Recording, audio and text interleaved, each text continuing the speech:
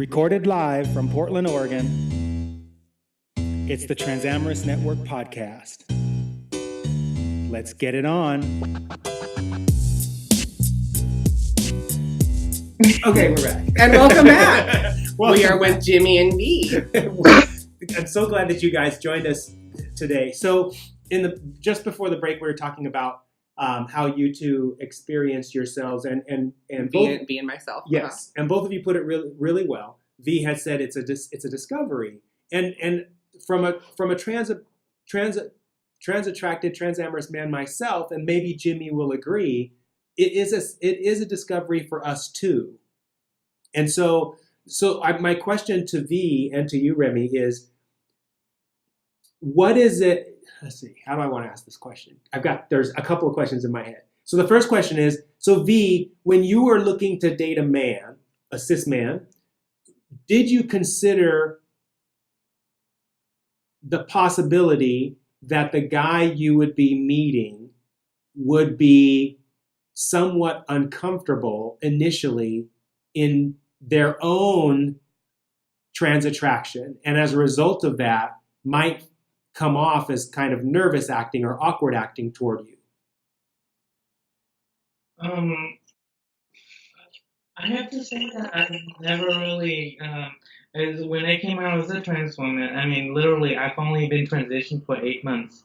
So when I came out as a trans woman, I go in on a dating scene with no expectation, but then I get a lot of just weird notes from people, and when they see my picture, they came onto my profile and they write me and they was like this and this and this and this, and then it turns out I was upfront on my profile. I was like, I'm a trans woman. Obviously, somebody didn't read it, so sometime it caught them in a surprise situation, and they was like, oh, I think you're cool and stuff, and they backed out. Yeah. Some are really rude, and some are like extremely, like you should go to hell for that. I got all kinds of situations, but the people that actually say nice things to me, but didn't want to date me, that's cool. But they say nice things to me, very maybe 75%. I would say there's more people that support versus, or not support, but like tolerate versus being angry or feeling like I've cheated them or something like that. Yeah. So there was some awareness in your mind that men who might respond to you would be in various places around their comfort. Exactly. And even the men who knew you were transgender would probably feel somewhat uncomfortable in their own skin. I think so. I feel, I mean, it's not a spoken word, but women have sixth sense, and I feel that uncomfortable awkwardness, Yeah. It's just no. I mean, like before you were talking to that person normally, and then all of a sudden there's like a little, not a big elephant, maybe a tiny elephant in the room. There's a little elephant in the room. Yeah. I feel it. Yeah. So the reason why I'm asking these questions, and I want to hear Remy's perspective too, is that I'm in thinking about the guys who are watching this show, and my thought is that many of them are not where Jimmy and I are in terms of owning who we are. So they're nervous about who they are, and they have this discomfort.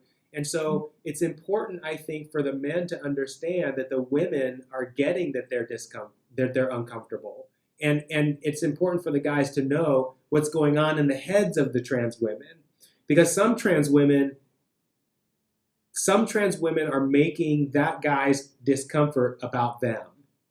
They're taking it on personally. Mm-hmm. Yes.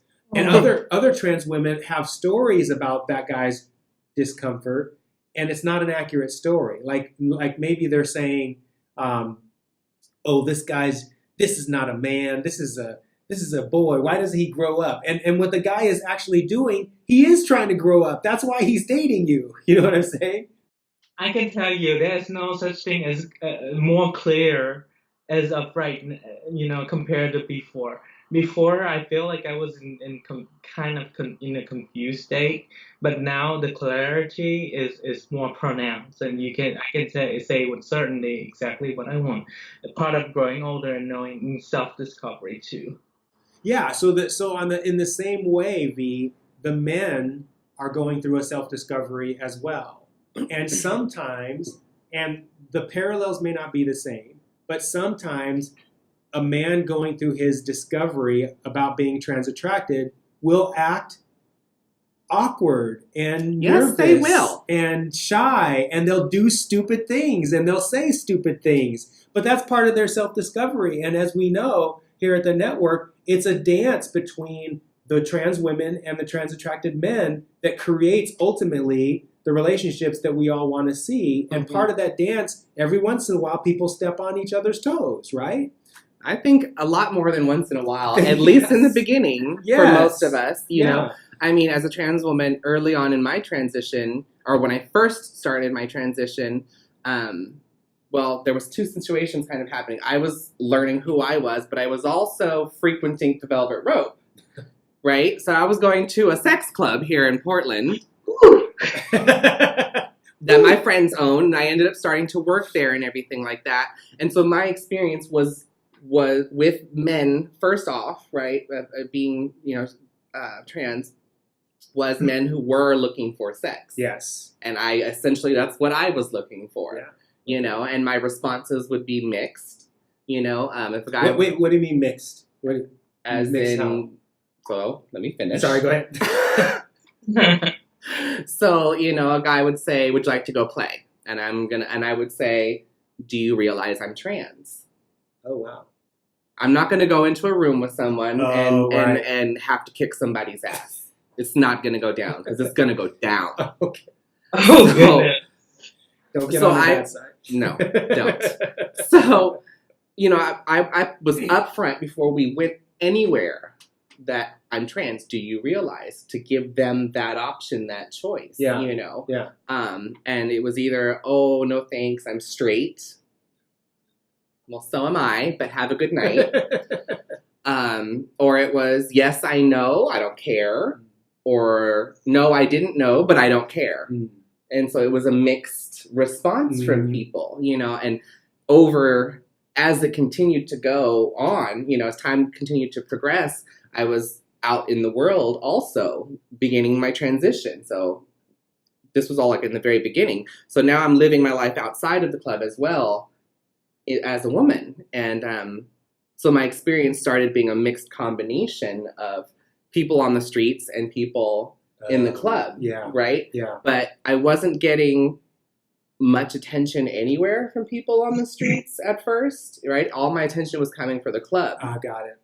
Okay. But the club, I was getting more and more like negative, or what I seemed as negative responses. No thank yous. I'm good. I'm straight.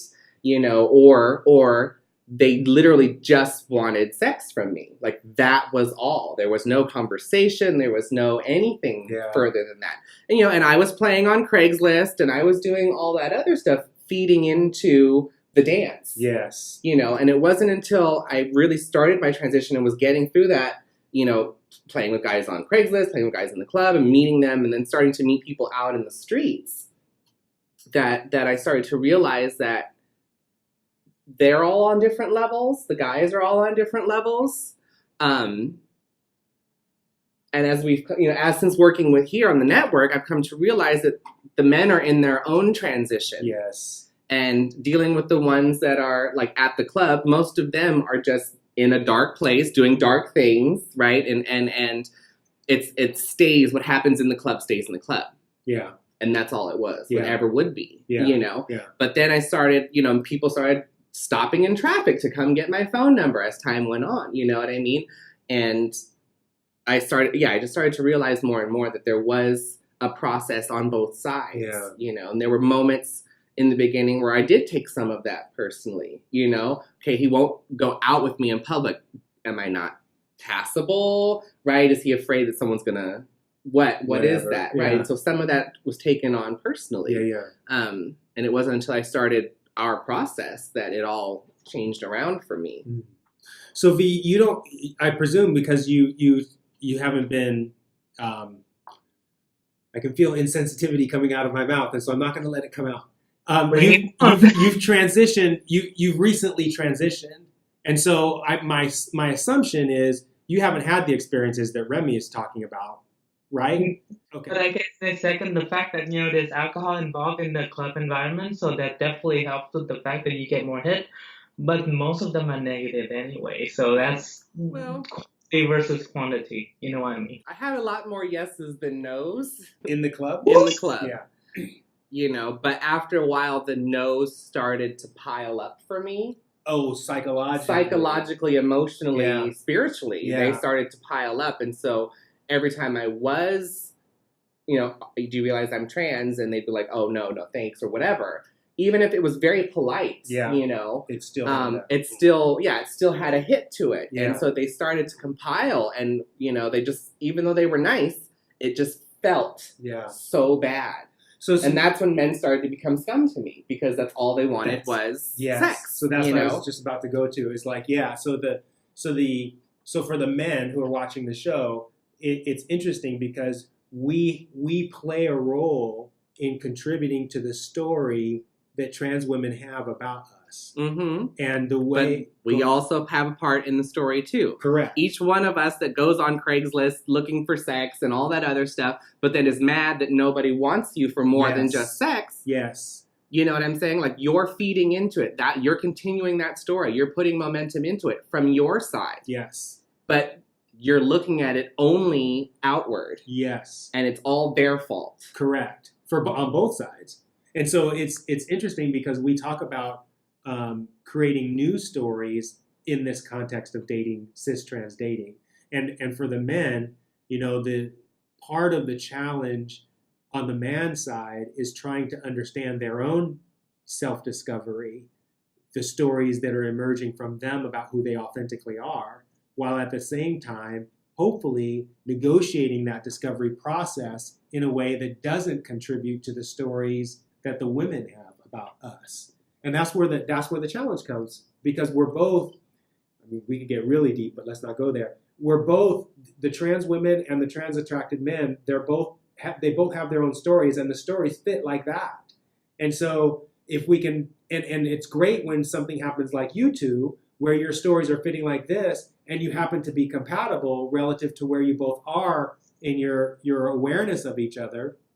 And so many other situations where they do fit like this look like a trans attracted brother who hasn't owned their trans attraction yet, and so he's on the down low, and then a trans woman who hasn't necessarily owned who she is completely, and so she's lurking around those darkened shadows trying to find those guys that'll validate her. And so when they come together, they're a perfect match. She's still playing and hooking up with and giving her attentions to that DL brother. Yes. You know what I'm saying? Yeah. The more you are willing to put yourself in that situation, the more of that situation you're going to get. That's right.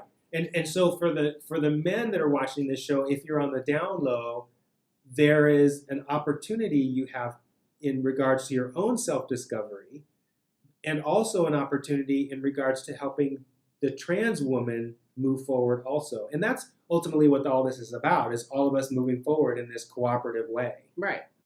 Wow, we got deep for a minute there. We kind of did. Hope everyone keeps up with that today. Yes. So let's see. You guys have been together for how long, you said? 6 months? 6 months. Well, wait a minute. But V, you transitioned 8 months ago? All right. Oh, wow. So you've been there for the whole beginning. Yeah, for the whole That's thing. Awesome. That's You've had awesome. that support. Yeah. Congratulations. He asked me, I was literally, I had to go through, literally electrolysis, so sometimes I see him with a mustache. It wasn't that bad. It was not pretty. She feels it's 100 times worse than what it was. It was 100 times worse than it was. But let's talk about this. Let's talk about this. It's our own personal story. Yeah, it's our own personal I told story. her, I just had coming up mustache too sometimes. No. Yeah. What'd you say, Jimmy? I said cisgendered women have mustaches too. Yes, they do. And beards. Yes, they do. Yeah. I was working with a woman through the holiday season who had a worse beard than I ever could have grown before hormones or laser or electrolysis. Like, I never would have had that much. Exactly. So So Jimmy, Yes, they do. this is an interesting perspective, Jimmy, because you've been involved with V early in her transition, and one of the issues among trans-attracted, transamorous men is, would you be willing to date a woman who's early in her transition and still presents some aspects of maleness? And so for the men, how I know it's been no big deal for you, but try and get a little deeper than that. How have you come to grips with that? Or, I mean, yeah. Right. What goes through your mind? Yeah, what goes through your mind? Oh, what goes through your mind? At first, like I said, she was very, very honest, and I knew that she was very early in her transition. And I will even say I even, referred to the Transportive Brotherhood for a little bit of advice. I actually had posted and said, hey, what do you guys think about, meeting a woman early in her transition? Do I risk her becoming a completely different person later on than what I'm meeting now? Is she going to transition and change completely and run off and say, well, that was my biggest concern. That really was my biggest concern. As far as physical attraction, she to me, she was already beautiful. I was already attracted to her. I dress as boys sometimes. Yes, I'm trying to tell that story. There was a couple times that she did present for whatever reason. I think, what was it? There's many reasons. Okay, she was going to get a tattoo finished, and the guy that had been working on her tattoo for a long time had only knew her as known her before. Yeah. Uh-huh.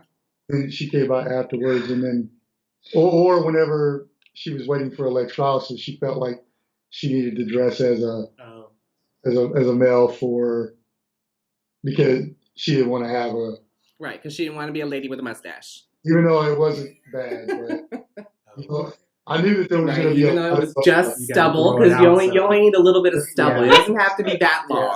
You got to grow it out a little bit. It's going to be a whole lot of having to step out of my comfort zone to and support her in these in the beginning of a transition. Something I've never done. Obviously, I had no experience doing, so I just went with it. I've been supportive as I can. Me being a straight guy, I've never dated a guy. So when she presented as a male, I really had to think about it, and in the end, to me, it just felt like her. Yeah. It really was just her, right. And it didn't really affect the way I felt. But there was definitely a lot of man, I love it. We go out to eat. We would go to dinner, and she would be so paranoid and nervous about being clocked, and she would literally just spill food and I did not spill have coffee explode all over the place somehow. And I'd have to grab her and be like, it's okay. And there's a lot of stuff like that. That's so beautiful. It is beautiful. I'm sorry, that's awesome. And girl, you're lucky to have someone be so supportive in your early transition. So many of us have no one. Yeah. Have no one. And then it isn't until you've got yourself together that you're like even looking for somebody else. Yeah. At least personally. I thought I was looking ready for somebody else, but I wasn't ready until a certain point, truthfully. Yeah, I consider myself very privileged. There's just many things. I've got family, friends that supports, and Jimmy. Aww. I mean, seriously. I cannot tell you enough that there is way more difficult situation that trans women have to go through. Just the fact that there's so many challenges. Yeah. Mm-hmm. You can't go to the same place that you go to. Just risk of having people knowing you and attacking you, that kind of stuff. Yeah. So it's interesting. There's some argument among trans attracted men that it's actually advantageous to meet a woman who's early in her transition, because if you can see the woman that is in her, and that woman that you can see is attractive, and then help her move through that process. But what Jimmy is saying also is that there's this risk potentially that the trans woman, after she actually transitions and becomes the full woman that she knows she is, might no longer see Jimmy, or not Jimmy, but might no longer see the guy as her type or whatever, and decide to leave. And so there's a huge amount of risk on the part of the trans attracted man to date someone like that initially. Makes sense, but there's a risk in any relationship. Well, yeah, right. That happens, that you take. I mean, when you're taking a risk to get into a relationship, because who knows where it's going to go? Whether it's a cis het relationship or trans attracted, transamorous relationship, or whatever, a triad. Who knows? Yeah. But and again, our stories change. Yeah. And so though our stories might have fit here, and you've helped her get through her transition, now her story's up here, and maybe we don't match anymore. Yeah, and that's the key, at least from my standpoint, relative to the stories we talk about. Stories are always changing, and that means relationships are always changing. And it's not, I think, no offense to the Christians out there, but I think the Christian story of what relationships are supposed to be, this death do you part, is a distortion. Most relationships, because they grow, unless the people within the relationships grow too, the people are going to grow apart because the stories are changing. Right. And they're always changing. And most do, most people grow even within a marriage for 30 years. Yeah. Can grow in very different directions. Yeah. But because of maybe your religion or your culture or whatever tells you that it's death to you, till death. Yes. So you stay in it unhappy. Suffering. Right? Yeah. Yeah. Yeah. I'm doing it for the kids, once they're grown, blah, blah, blah. That's always this excuse. But I think that's bullshit, personally. Yeah. If you do what's right for you, it's going to be what's right for your kids. Because what child wants to grow up watching your parents argue and fight or beat each other all the time? Yeah. Think about that psychological situation. Yeah. The divorce might be the healthy situation. Yeah. You know what I mean? And you have to trust that your child will be able to understand that. And teach them in a way and talk to them in a way to help them to understand that, Mommy and Daddy both love you, but Mommy and Daddy don't love each other the same way anymore. Yeah. And it's time for us to go separate directions, blah, blah, blah. So that's just how I feel. So Jimmy and V, what's up for you guys in the future? You're probably just living in the now and loving where you're at right now. But they're honeymooning. Yes, they're living in the now. Good job.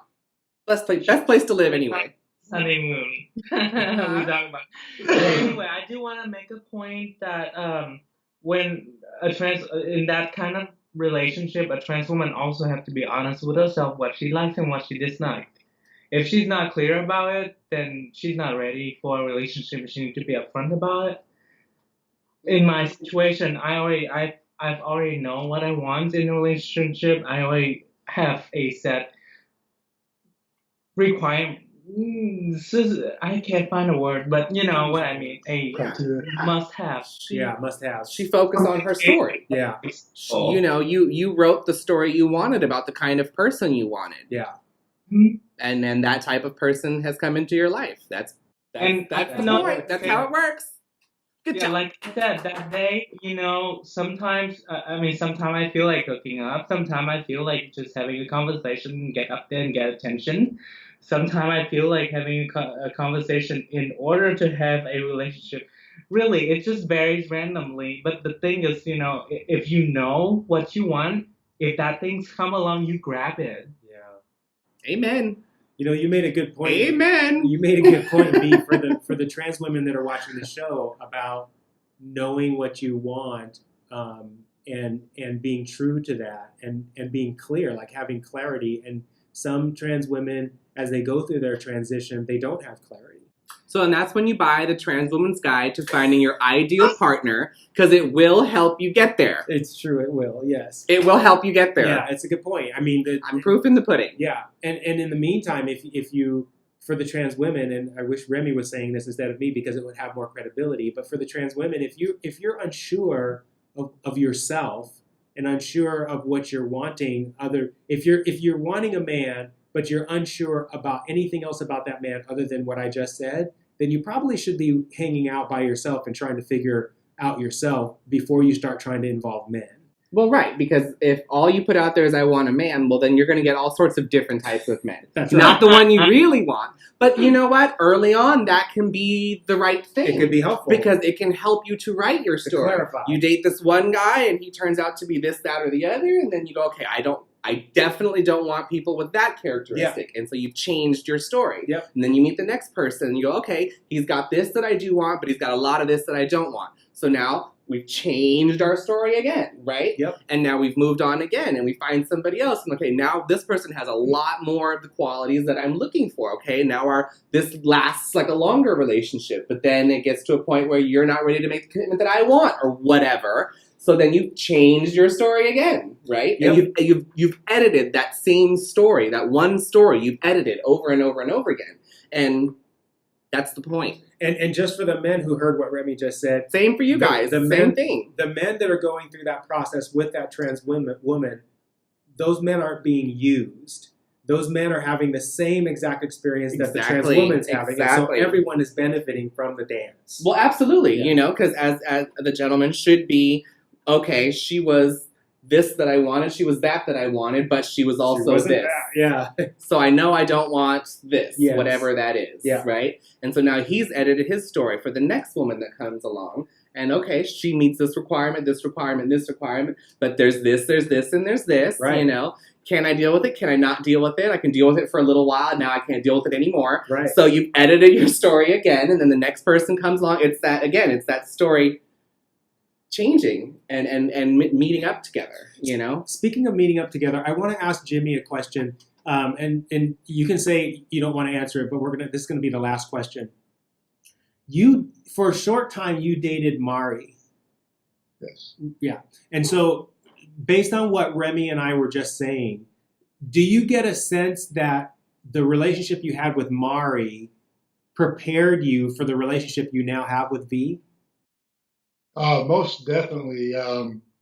I think that had it not been my experience with Mari, I probably would not have been, as prepared or understand what I understand now when I had met V. She taught me a lot. A lot of things I never even thought of. Can you give a couple examples, or is it too personal? Well, no. For instance. Just like, for instance, just how destructive the down low thing can be, and they're hearing the experiences from, her and Mari about, down low guys or guys who would want to be with them but don't want to be with them, right? Things like that. I think that's that's destructive to the guy and the woman, but also. Just really learning to talk to a trans woman and express yourself in a way that they feel comfortable. And, I didn't really understand in the beginning that there was such a risk of them going on a date and that person just, murdering them, things like that. I was like, and it blew my mind when and then later found out that could be used as a defense in court, Yeah. And so, so then, that kind of made a lot of sense. Like, I couldn't imagine being in a position to where I have to be afraid who I go on a date with because I might not come back alive, I mean, we've been in the military, and that's one thing, but just going on a date, come on. Right. Exactly. Absolutely. Yeah. So, yeah, I mean, it was. I learned a lot, and I think a lot of the stuff I learned was instrumental in meeting V and being able to have this relationship. So what Remy was saying then is perfectly worked out for you in the sense that you had some stories before you met Mari. You met Mari and refined your stories, and that prepared you for the relationship you're now having with V. Yeah, that's awesome. That's really great. Well, we're out of time, so thank you so much for being on the show with us. It was great to meet you, V. I mean, we know Jimmy. You know Jimmy. Okay. Well, It's nice to meet you both because I'm not part of the brotherhood, so I don't get to talk to you guys. That's right. My husband, fiance owns our, started the brotherhood, but I'm not part of it. So, right. So, okay, so Jimmy, I will see you around on the brotherhood, and but let's just plug it real quick, clearly. So, for the guys that are on that are watching the show, there's this Trans Supportive Brotherhood on Facebook, which is a group of men who are trans attractive, transamorous, and we trans supportive, and we support one another in this private Facebook group. You can look them up, Trans Supportive Brotherhood on Facebook, and ask for an invitation or ask to be invited in. And boys only. It is boys only. Yep. No. Those that identify in the masculine. That's right. That's right. All right. See you guys around next time. Ciao. Okay. Thank you. Appreciate it.